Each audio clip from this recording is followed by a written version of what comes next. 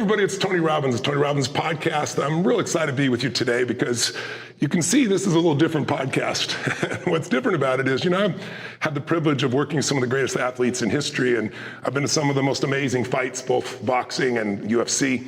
This last January, I got to work with Conor McGregor, which was a great privilege, and watch him win the fight in the first 40 seconds and all the electricity of that, but also the beauty of sportsmanship, of watching Conor go over there and hug his opponent, afterwards, and sincere, and acknowledge his grandmother, who was Cowboy, his opponent's greatest influence. So sports can bring out the best in us or the worst in us. It depends on our character. And I've worked with a lot of amazing athletes over the time, and during their tough times and during some of their best times. But when people see boxing or UFC, I think a lot of times they think it's just ruffians, people just beating up on each other, and they don't understand the discipline involved in boxing or martial arts. The boxing's often called, the sweet sport. It's a combination of skill sets and intellect. It isn't just physical force. And the greatest in history are the ones that can combine their psychology, their spirit, their soul, and that physical body to produce extraordinary results. And I think we all need to be able to face our fears and move forward. So I thought in the middle of this kind of COVID environment, it might be nice to visit, ringside with a legend. And I'm here with an unbelievable legend, the only man to be a 4 times world boxing champion, Evander Holyfield. Thank you, brother, for taking the time to visit with us. Thank you. Now, we were talking just before we started about interviews. I said, how many interviews you've done over your life? And would you share what you shared with me? I was like, here's this incredibly powerful man, and what was it like in the beginning? Well, it was the most scary thing. It was harder than the fight, just to guessing what this person may ask me, and can I answer it properly? Yes. And how did you learn to deal with that over the years? You built, obviously, to now it doesn't bother you, but what did it take to get there? Because I heard it really was tough on you in the beginning. Well, it's this thing, knowing that if you make a mistake, you know that you made one. And people make mistakes, but repetition is what makes people better. Yes. Well, that's true in fighting or in life. So listen, tell us a little bit about your childhood a little bit, if we could start there, because you started fighting when you were like 7 years old, if I understand correctly. Is that right? Or 8 when you were in the box? I started at 8 years old. What happened, I was coming from the football field, and I seen the guy hitting his speed bag. So I want to go there and ask him. I said, sir, can I hit the speed bag? And the man looked at me and said, no. I said, why? He said, because you have to be on the boxing team. I said, well, sir, I want to be on the boxing team. He said, no. So the next day I asked him, he said, no. And then the next day he said, no. on the 4th day, I looked at him, he looked at me, and I turned my head and started walking the other way. He turned his back, and I ran up there and asked him again. Oh, that's and awesome. He said, yeah. Wow. I come in there. Tell us a little about who influenced your life the most, not only in boxing, but in life.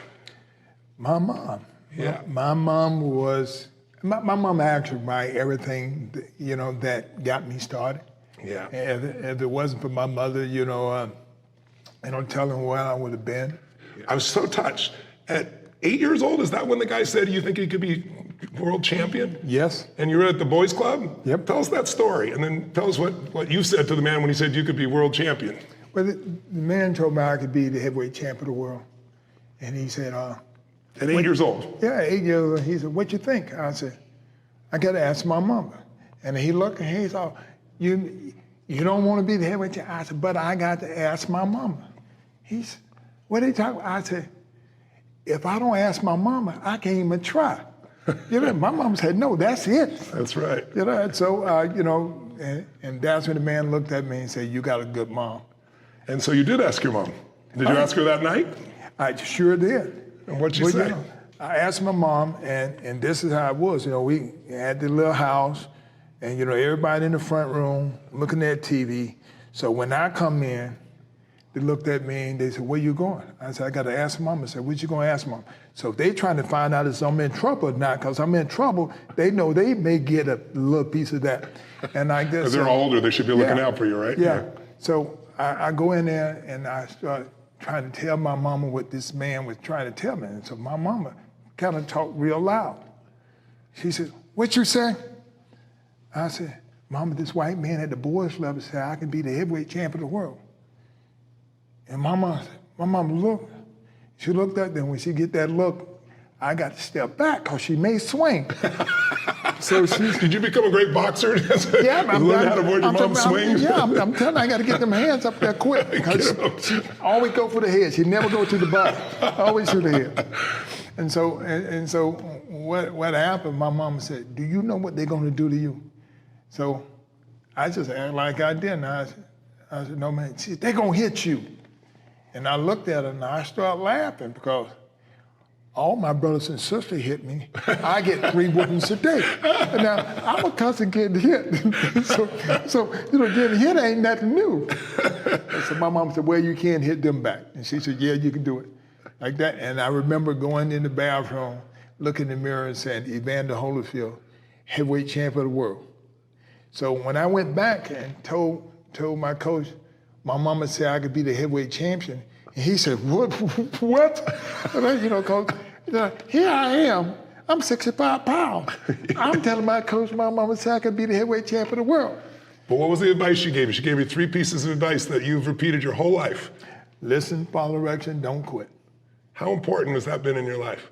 That still goes on today. Yeah. Because things still get tough. Of course. And you have to not quit. Now, you're 58 years old, and one of the reasons I'm here is I know you're in the best shape of your life. You look like you're 25, and you want to fight with Mike Tyson again. There were pretty legendary fights in those 90s that you guys had. The history you guys have is amazing, and what I love about both of you is you're both such incredibly intense competitors, and you tease and taunt each other, but you really do have a friendship as well. Tell me what you respect about Mike Tyson. Well, this guy's here is a lot bigger, but Mike's arm was shorter than everybody's. Yeah, and he still destroyed them all. He hit them first and all this, and I seen him fighting guys 6'5", 6'6", and he get in the peekaboo style and get in there. He's just like a rattlesnake, man. He get them so fast and all that. Yeah. All of a sudden, I realized, I see, if he can do it, I could do it. So he actually was a role model for you at one stage. Well, yeah, because the thing is, because you're older than him, right? No, yeah, I'm 4 years old. I'm 4 years older than him, but. He got in there. I'm telling you, he got the first opportunity. He beat these guys, and I said, if Mike can do it, I can do it. I said, ain't no. Now I became the cruiserweight champion. When I became the cruiserweight champion, I thought that was great. When I beat the white Muhammad Qawi on my 12th professional fight, went 15 rounds, lost 15 pounds, and all this. Wow. Then all of a sudden, after I came the undisputed cruiserweight champion, then the thing is that, Mike get $2 million a fight. I get $200,000 a fight.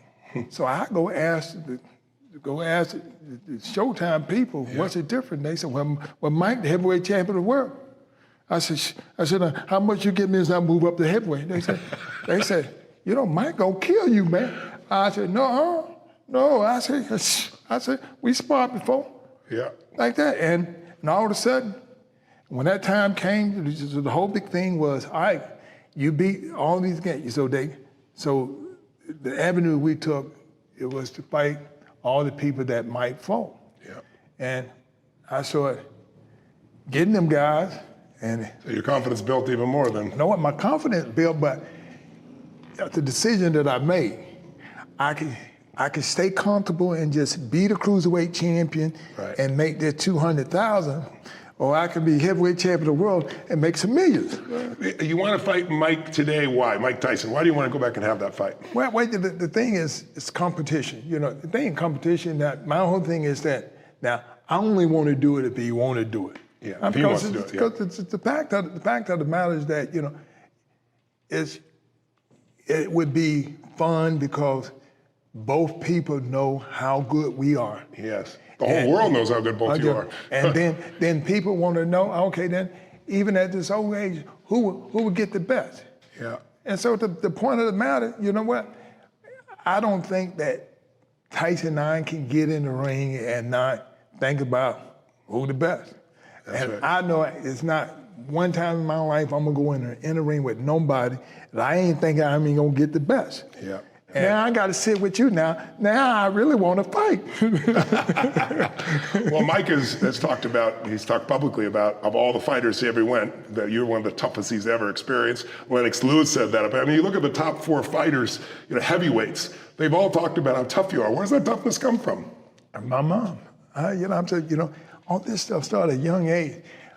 When your parent wants you to be better than them, they start telling you things. I'm talking, but if they never tell you these things, then how can you be better than them?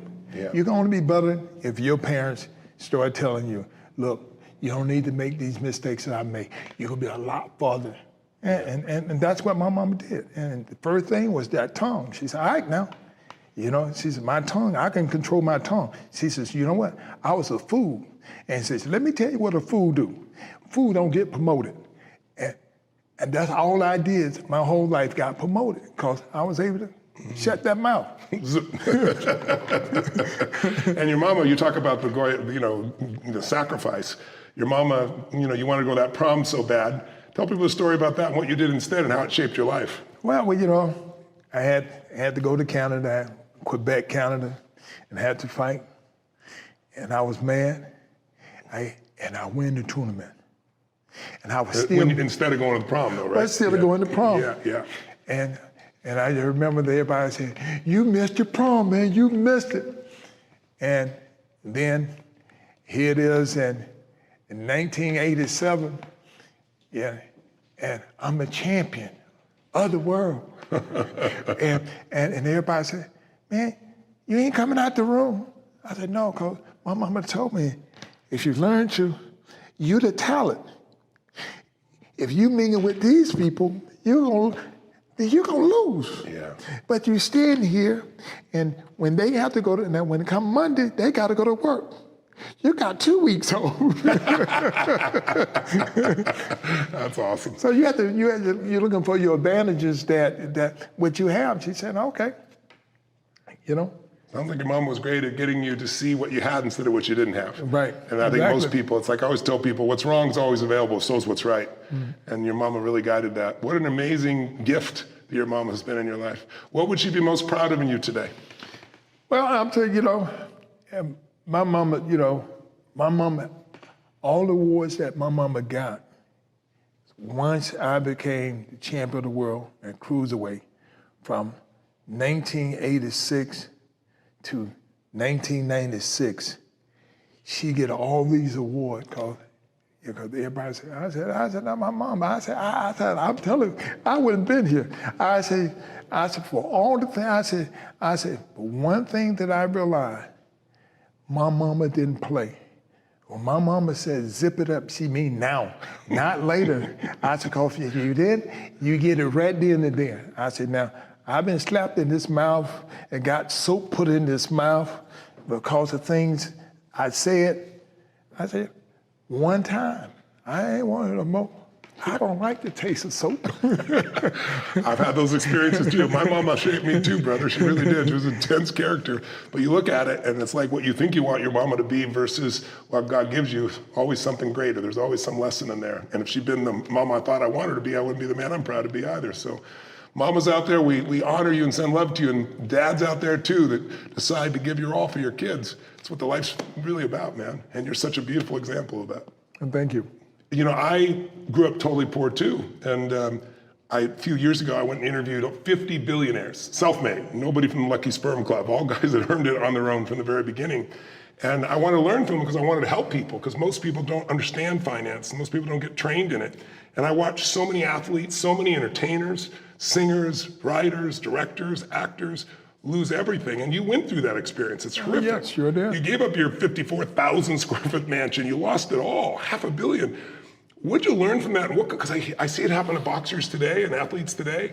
What'd you learn from that experience? And what could you tell somebody who's younger today so they can avoid not have to go through the pain you've had to go through? And how did you make it through it? Because most people just be devastated, but you just kept going. You didn't give up. Well, so that's the point of being thankful for where you came from. Yeah. I came from nothing. And so if a person came from nothing, they know they got there. Yeah. Because of what they did. Yeah. So the whole big thing, if I don't quit striving for it. But one of the big part is forgive. You got to forgive yourself because you don't want to let them do this to you. Now, because you can sit here and blame. I can't believe these people did this. Well, if you can't believe it, then you probably still have your money. But you got to believe it because you ain't got no money. You lost everything because you believe they did what they did. Yeah. Now you got to forgive them, and you got to make some adjustments. And I made a lot of adjustments, and it's a part of life because this is what. So you saw it as your mistakes to allow them to do it to you, as opposed to I'm a victim. Yeah. They did this to me, so my life is over. You just picked it up and said, I learned from this shit, and I'm going to move on. And how did you forgive? Because that's a part of love. You think you love somebody, you can't forgive nobody. You really don't love them. So you're just telling yourself a story. You have to forgive to be able to make adjustment, to be able to receive when somebody else. All of a sudden, you get yourself to a point where that you don't trust nobody. Then, anytime somebody trying to help you, you got that eye on them. Yeah. And all of a sudden, you make the situation hard. The person said, "Well, I tried to help him, but God, hey, somebody don't scare them to death, so he don't take no chances. So I can't work with him." Yeah. People today are so afraid to take chances. I mean, if you've been in business for any period of time, 10, 20, 30 years, you've got people to steal from you. And it's just part of the process of you learning not to leave the candy store open and blame them, right, for a child coming and taking it. I really respect you for doing that. But how did you build back from that time, though? I mean, to go from $500 million to literally nothing, part of it was just your history that I grew up dead poor too. So it's like, okay, I've been here before, so I can build again. What was the mindset? The mindset is that, God is not finished. When people go through something hard because something great is coming. Yeah, I believe it. God's delays are not God's denials, right? I'm telling you, it's a part of life. If I think about if I was a kid and when my mama kept just telling me, and I just, everybody that I knew that was young, that was my age, and all that. Everybody was doing everything for them, and they were grinning, they were laughing, they were smiling, they were going to the prom and all this and stuff. And I was like, I started feeling sorry for myself. Yeah. So I still got that same picture that I showed to my son. I said, "See this picture? Well, Daddy, you don't look like you happy." I said, "Well, I'm happy now." I said, "But I'm trying to tell you, it's a decision, some things I'm gonna tell you can't do. And you probably gonna be looking just like this." I said, but at the end, I said, "Look how happy I am." He said, "You wasn't happy there?" I said, "Yeah." I said, "But that's just a moment." Yeah. I said, what kind of man you want to be?" I said, "Now, your kids want to go this." And I said, "Look," I said, "why do y'all think that y'all got this great education?" I said, "You know what? It didn't cost me nothing for education. It cost me $15,000 a year for y'all to go to this school, this early education and all this." I said, "But I'm happy to do it." I said, "Because you won't have to cry like me, wondering why." Because my mama had to come and give me my first whooping in school because this guy told me, "You're not smart." And when he told me that, and I punched him right in the doggone eye. And my mama came and gave me a whooping in the school, and I had to apologize to the teachers and the student. Wow. Right? My mama said, "You don't hit nobody." So it's a profession. It's not something you just go use randomly. Right, but I said, "Mom, but he was talking." He said, "So if you're talking, you want somebody to come knock the daylights out of you? Why didn't you hit the big guy then?" It's amazing. It's amazing. You got a temper, but you won't hit the big guy. You go hit the little guy.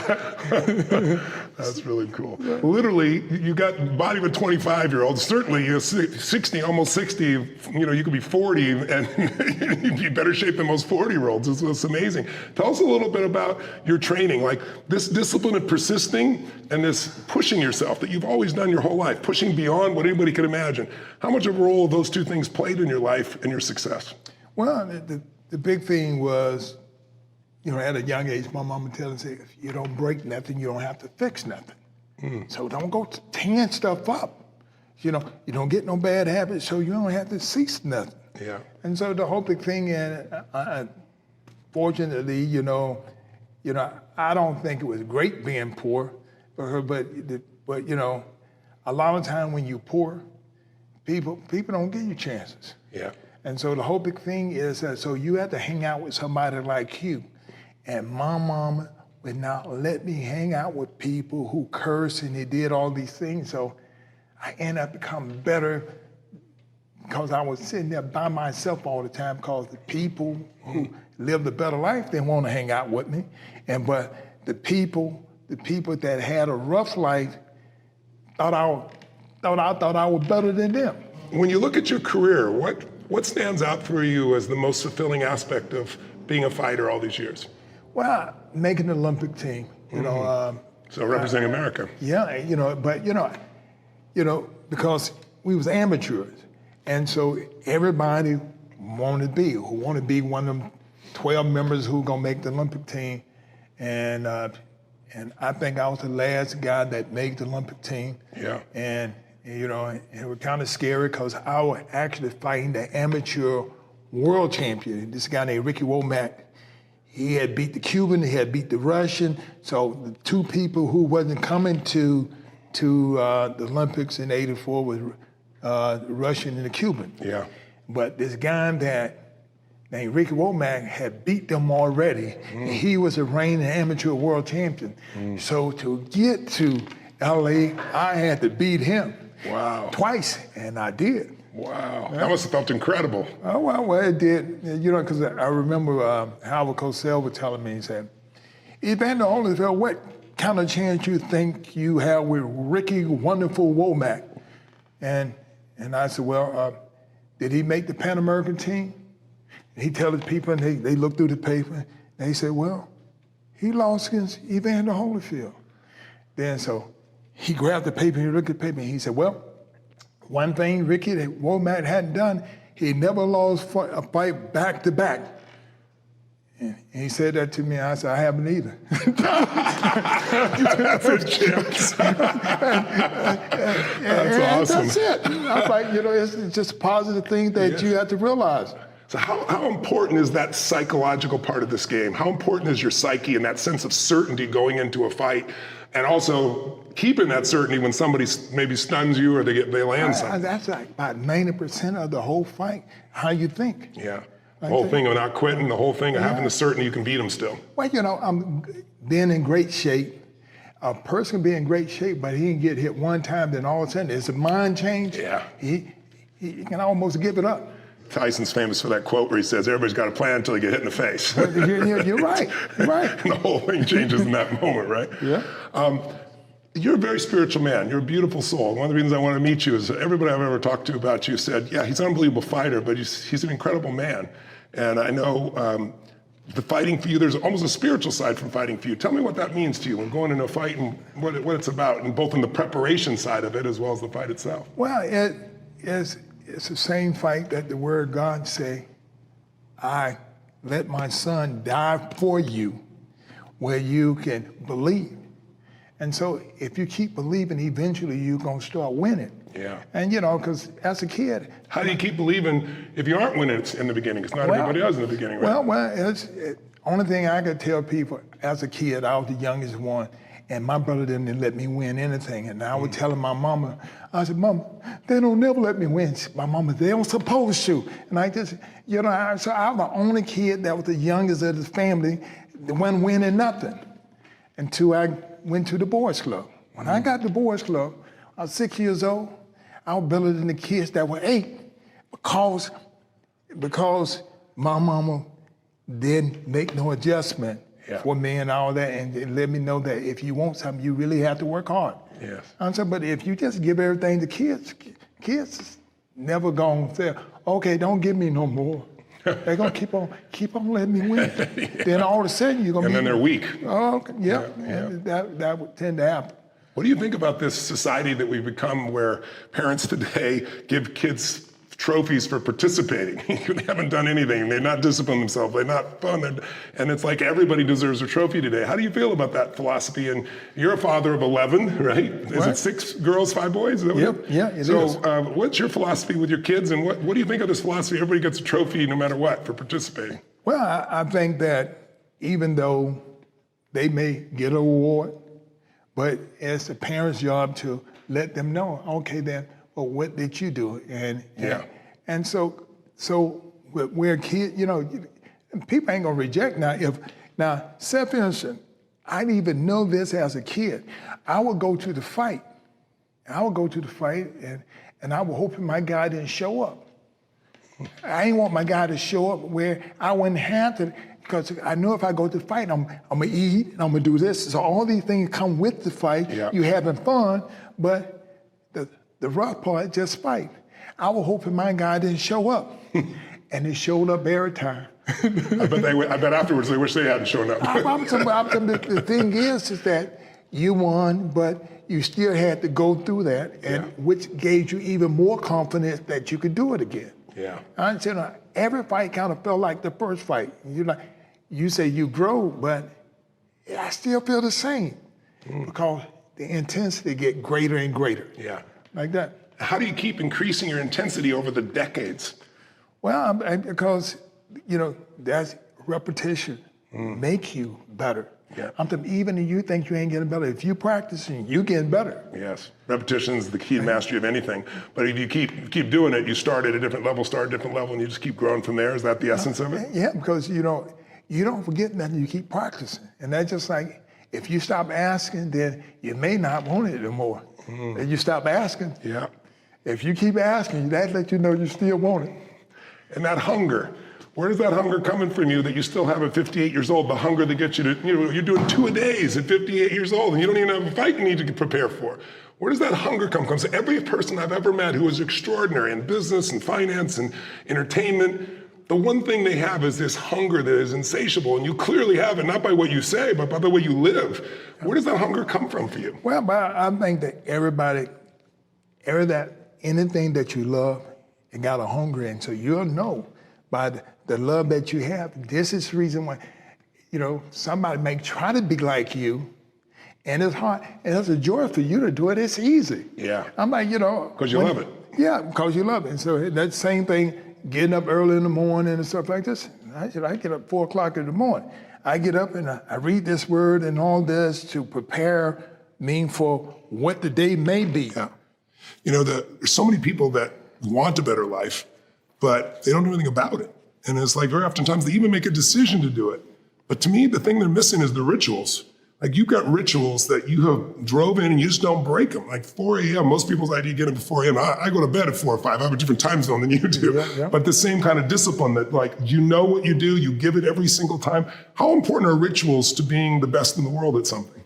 Well, they're very important because it starts by habits. Yeah. Now, all habits not bad. Right. I'm talking about a good habit will allow you to succeed when you're not even trying to. Yeah. I'm about to end a bad habit. You failing when you don't even know you're failing. Yeah.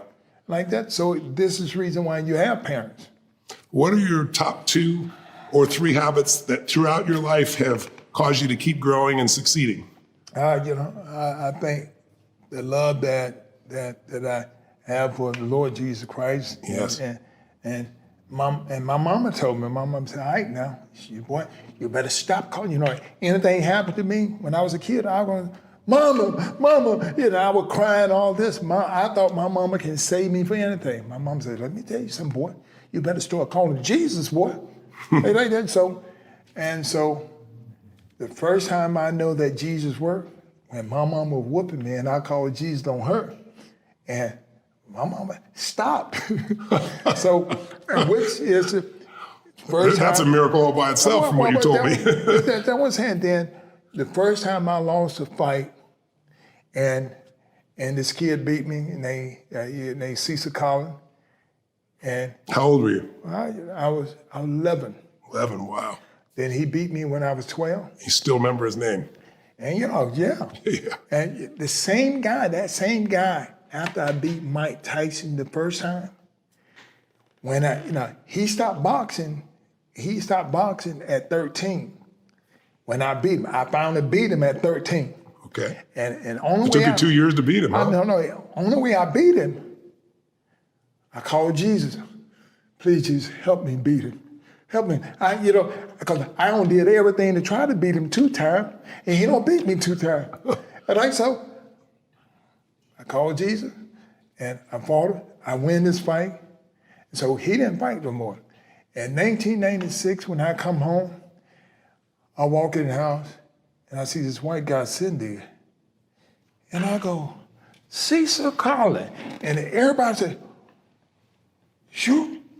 you still remember him? I said, how can you forget the first white guy that beat you twice? I said, man, you didn't grow. I said, like, he's still about 5'6". Yeah. Weigh about 147 pounds. Wow. And he still has hair the same way, just hanging in his eye like this. But I remember that's how I was when he beat me. What happens when two fighters both call on Jesus? Well, you know, Jesus gave me the strength. What happens then? See, the same. That's how it was when it was me and George Foreman, and everybody mentioned, oh, you know, George is a Christian too. Yeah. And I said, who God gonna go for? I said, well, have George been a heavyweight champ before? They said, yeah. I said, okay, then he had his turn. It's my turn. That's it. I said, that's it. I'm like, I said, you know, ain't no sense in getting mad about it. I love it. Well, listen, I want to get in the ring here with you because it seems like that's the right place. And we can spend a little time. I know you're going to show me a few moves, but I just want to ask you questions in the ring because I notice people, you know, you give answers differently sitting in a chair than when you're in what you love, right? Okay. So can we pop in there? Sure. Show me a few things? Okay. Make me look like I know something? Well, I'm sure everybody knows something. They wouldn't be getting it there. Okay, you got it, champ. Let's do it. All right. All right. Okay, well, this is a moment I didn't think I was going to have. I got Evander Holyfield putting boxing gloves on me here. Thank you, brother. The day that changed Tony's life and career. So you got that? You got one on a Reddy Bowl hand. Reddy Bowl the one that have the big old hands like that. Oh, yeah? Get him an extra glove. You're going to push off the right leg. Okay. Boom. Yep. Turn it over. Turn it over. Yeah. Yeah, like that. Hey. I'm pushing still. Okay, got it. You like where you have your hand at right here. Boom. Boom. Yeah. See how hard that is? No. Now, 1, 2. Boom. Boom. Then when you give it right hand, and only when you shift that weight, because the left leg goes like this, that means you're bringing all the weight. So I'm shift, I'm forward, and then I'm coming back across. Yep. Oh, we need to start with the ring. There you go. Huh. There you go. How you feel the difference? Yeah. Wow. So he's saying, but you know, if he pushed like this, you go knock him slap out. Because he's going to come. All that shots in here. So only thing that you got to get back on balance is the left hand. And that's reason the left hand is so important. That's the most important thing.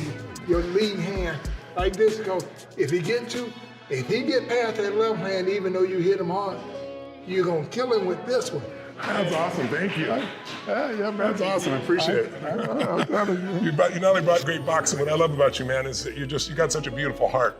I know you send, I know you're a strong Christian, and regardless of what his religious belief is, you live your faith. Right. And Sandy was telling me that you send out every morning, like 4 a.m., you send out another piece from the Bible to like 300 or 400 people. Is that true? Yeah, I sure do. I'm like, but this is That's your mission, man. It seems like the up comes down, I feel that so you have to be thankful for what he gave you. Yes. And now I see a lot of people that just like yourself speak real well, and I said, man, I didn't get that gift. Then I start thinking about you have to be happy with what you got. Yeah. I'm saying, and this is how you get a little bit more. That's right. And you had to be thankful and happy for what you have. Yes. Yeah. So part of your philosophy is to live in a beautiful state then, right? To live in a happy state, appreciative state, a grateful state.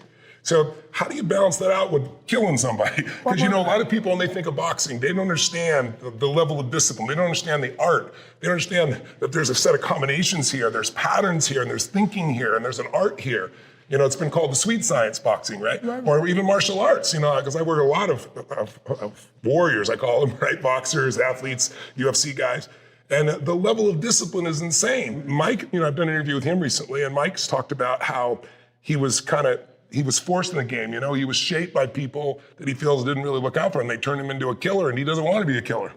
And so it's like he's gone through this transition in his life of hating that part of himself that got honed. But you got to be able to destroy somebody.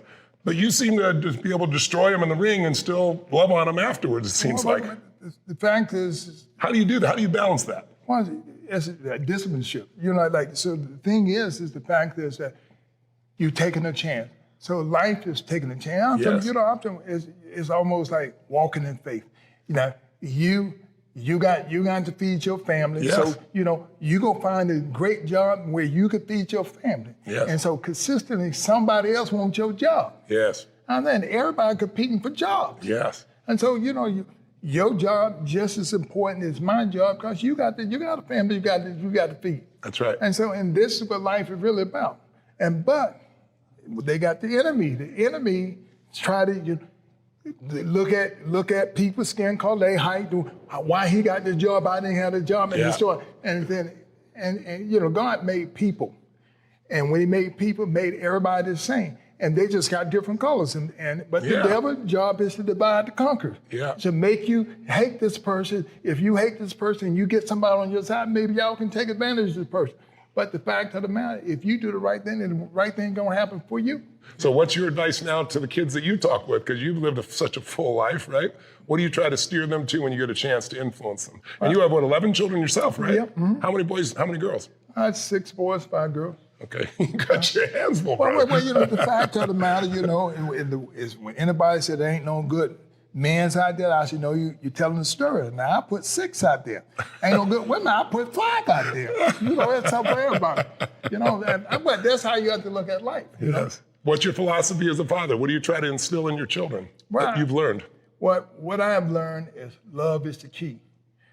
I'm successful because I found something that I love. Yes. Now, my mama wanted me to find something that I love, not something that you like, because you can like a lot of things. And that's the reason you may not become successful. Yes. But you find something that you love, you're going to be successful. Yes. Because that's what love is all. God is love. I'm with you, brother. I agree with a million percent on that one, man. That's gorgeous. So what's one of the fights in your career? You've had so many. What's one that stands out? Because today, you know, I talk to people about the best story of humanity is the comeback story, right? Because anybody can succeed or get lucky, but being taken to your knees like COVID has done to so many people, I said, you know, the comeback story, that's one that excites every human being. It's the Rocky story, right? It's the guy comes back and they push through it all and they get better than they were before, right? What's been the comeback story for you? What's been one of the tough ones for you that you're proud that you've been able to come back from? Well, is there a particular fight that sticks out? You know, I have lost 11 times, but in the fact that the time that I lost, it was time where I actually kind of went farther than I should, because, you know, I knew my shoulder was hurt, but the guys that I was fighting, I thought I could beat them even hurt. Oh, God. I said, you know, that pride kick in there, and I've done things like that, and, you know, so people said, then why you ain't telling nobody? I said, well, because it's my fault. I shouldn't have did that. Why would, and, you know, with me, just at the end of my career, I started fighting guys that were smaller than me. Yeah. And I thought I could beat them even though I was injured. Right? Yeah. I didn't get to the decision. I sit there and I go. So what do you do after that?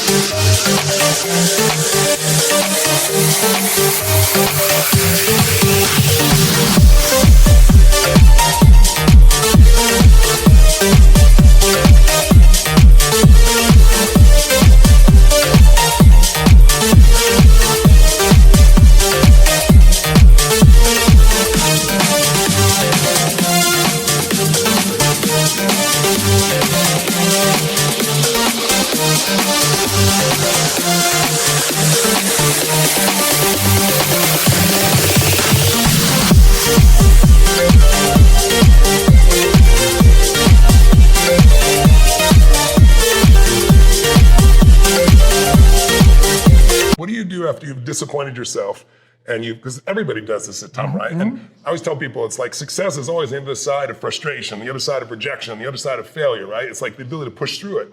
So when you come back from one of those, do you think of one that was really rough? How do you get yourself back, back to your top, back to your peak again?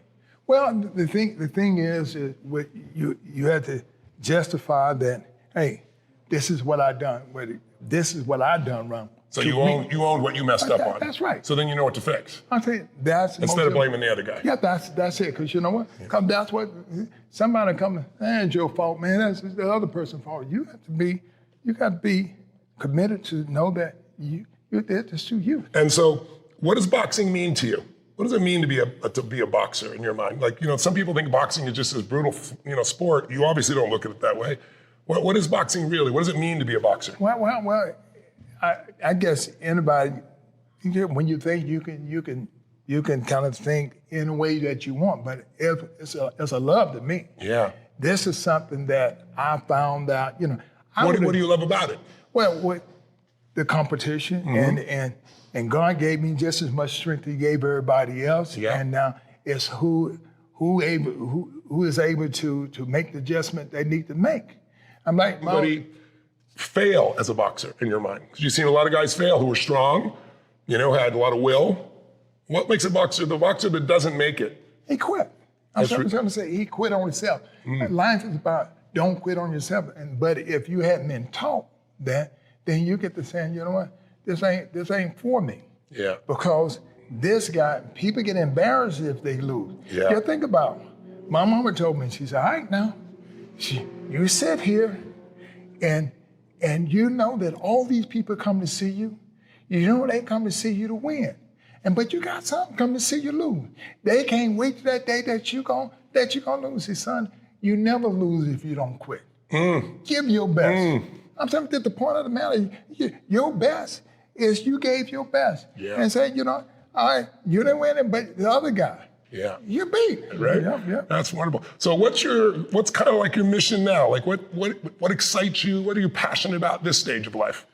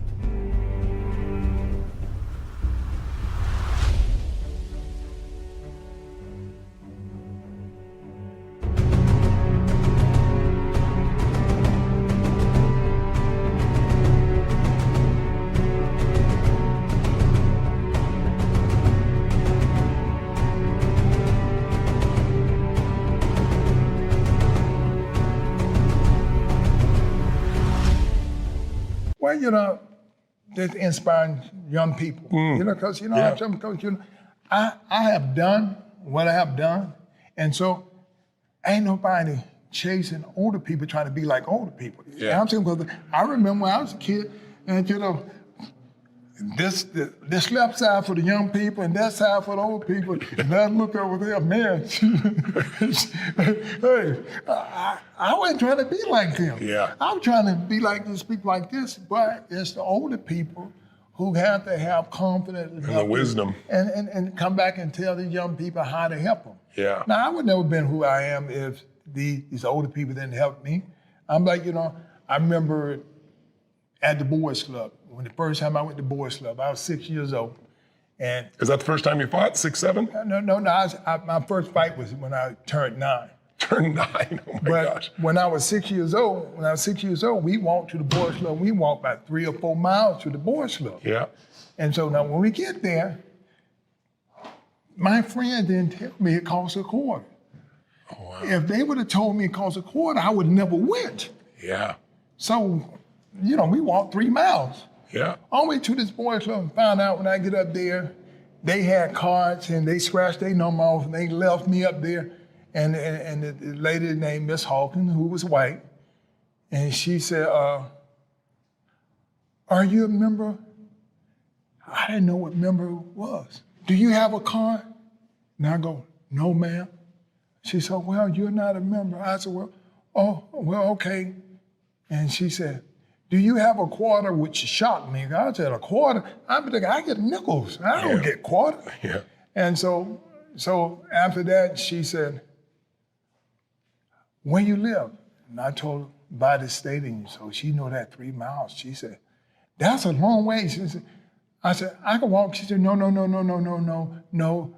And she turned around and she reached in her brassiere and got me a hot quarter.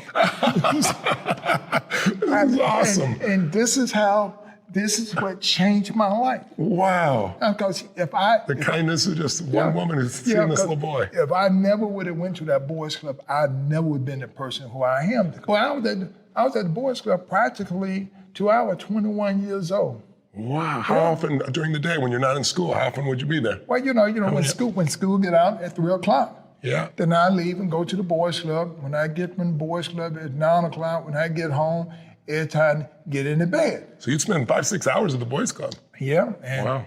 And the thing was, my mom was telling me, she said, see, now you got a house in the ghetto, but you don't live in the ghetto. Oh, that's beautiful. What a beautiful thought. That's gorgeous, man. So it let me know that if I didn't have this time with these people who were trying to correct people and trying to put people in great position, I wouldn't be who I am. Yeah. Who were one of your first mentors or coaches? Who was the man who originally said you could be champion of the world? And what did you learn from him? Well, with Carter Morgan, he was older, and when he see me hit that bad, and you're bleeding and you kept hitting. and he tell his son, he said, oh, this guy gonna be the champion. And you know of the world when you're 8 years old. He's looking at this. He said, this guy gonna be the champion. And his son didn't say nothing. Then all of a sudden, and so when he passed at 16, and his son, so he tell his son, because they knew he was gonna pass, and he told his son, you need to go over there and all that. And his son came over there, and his son seen me hit that bag when I was 16. I weighed 139 when I was 16. Wow. And he see me hit this bag, and then, oh my goodness, Daddy was doggone right, God, dog. I was wondering how in the world are you gonna be crazy about this kid? When, even like we played, his son them in football. Yes. His daddy would sit on our side. And he said, well, Evander gonna run by 2 or 3 touchdowns, don't you? And I run 2 or 3 touchdowns too. Did you really? He said, oh my gosh. He said, y'all kids are smart, and these kids here train hard. Wow. Like that. So but this man, he paid for everything that I ever did. Wow. I actually thought boxing was for free because he paid for everything. Wow. Then all of a sudden, one day the people told me, said, boxing ain't free. He said, your coach paid for everything. He told us to take care of you and all this. And I realized, I said, wow, here I am thinking that boxing is the only thing that you can just go free and all. And I found that you have to pay for all the tournaments. Yeah. But that man took care of me. Wow. Like that. And see, but this is a reason why I do give. Because I realized he didn't have to get it. I wasn't his kid. But he made sure that everything was right for me. When you look at your life today, what are you most grateful for? Well, I'm thankful. Number one thing is Jesus. Yeah. And the second thing is Jesus is my mom. And then, we're going on that third, and I think about my coach, Carter Morgan. Yeah, that's beautiful. Well, if you, I'm going to see Mike. What does knowing that God is in charge do for you in terms of giving you peace or giving you strength? Like, how does it affect you knowing that God is in charge? You still got to do your part, right? Mm-hmm, right. But the fact that God's in charge, what does that do for your psyche? Well, it let me know that he always, because he already telling me, I'm not going to forsake you. So you got to know that he's not going to forsake you. That means that even if it looks like it in the short term. I think he's going to give you another chance. Yeah. Well, God, if you don't quit, he'll give you another chance. Yeah, that's beautiful. Evander, you're a beautiful soul. And I'm so grateful to get to spend a little time with you here. and really feel who you are, because everybody knows who you are, you know, as a boxer, you're a legend, but as a man, you're a legend as well. Well, thank you. And I know that your mother has to be one happy, grateful human being to see what her boy became and who he continues to become. Such a giver, such a lover, so disciplined, so driven, and a man who's constantly contributing and pushing himself. I think that those are values that we all can value for ourselves. If we did, our whole world will get better, because we get better, we got more to give, don't we? Exactly. Pretty beautiful. Thank you, brother. Remember? And thanks you for the lesson here.